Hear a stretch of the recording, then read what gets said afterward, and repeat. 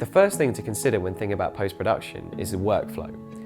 And a good workflow, like anything else, starts in pre-production. You need to make sure that you know where you're delivering the content to, what format you're shooting on, what expectation the client have, what timescales you're working to, because all of these things will impact your post-production process.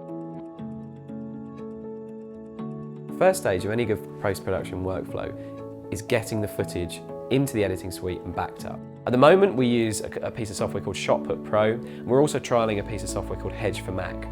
Both of these pieces of software enable you to copy multiple memory cards to multiple hard drives at once, which obviously is hugely efficient, especially at the end of a tiring day of shooting.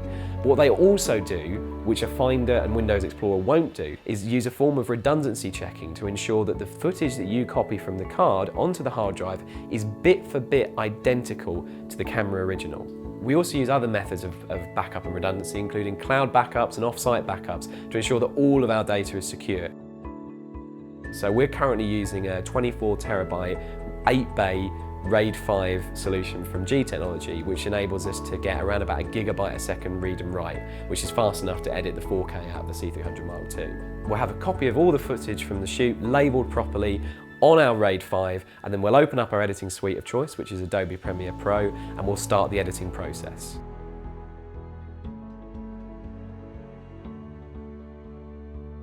Most of the time we'll be capturing our footage in log gamma. We really like doing this because it enables us to capture the maximum amount of dynamic range out of the camera sensor, and it also allows us a huge amount of flexibility in post when it comes to grading.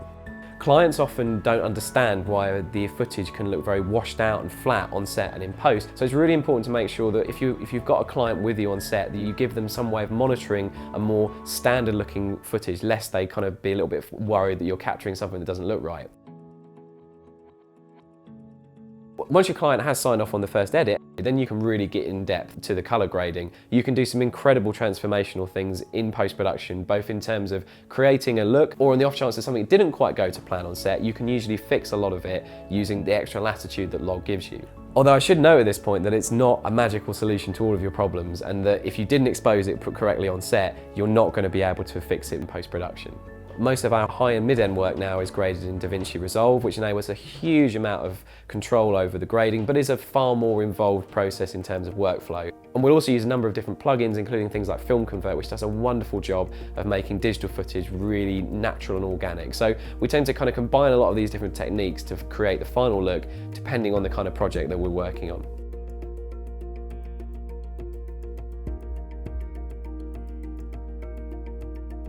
The first stage where we check in with clients is after we've completed a first cut of the project. This is before we've committed to any sound mixing, color grading, final music, or anything like that. We just want to make sure that the video that we've produced up to this stage is matching their expectations. We use both Whipster and Frame, which are online approval portal systems, which are just amazing and have really revolutionized our post-production procedure. What we can do is very quickly and easily send a work in progress video file directly from the editing suite into a cloud-based approval portal. The client can then log in, view this, and comment directly on the video. And by the time that everyone's watched it, we can then agree a set of changes, if any, to be made before we move on to the next part of the process.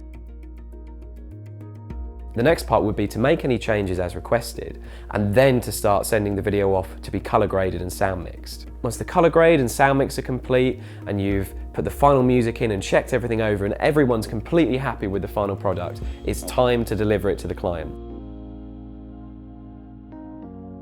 As most of our content goes to the web, the standard delivery format is H.264 MP4, and you need to make sure that when you're exporting from Premiere or Resolve or your editing suite, that you're exporting a high quality file that isn't very compressed. It's also worth checking back with your brief at this stage. Sometimes we have to make sure that the video can be delivered to iPads or is suitable for watching on a cinema screen or at a trade show, and we need to make sure the deliverables match the usage of the end product. At this stage, it's also really important to produce a master copy for your archive.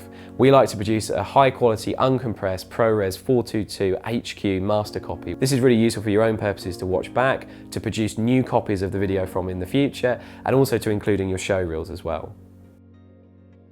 As you can see, there's a huge amount of work and time and effort that goes into making a successful video production. Running a production company can be really hard. You have amazing times and really difficult times as well. But ultimately, if like me, you love making films and you're really passionate about what you do, then it's one of the best jobs in the world, and I feel really fortunate to be able to do what I love every day of my life.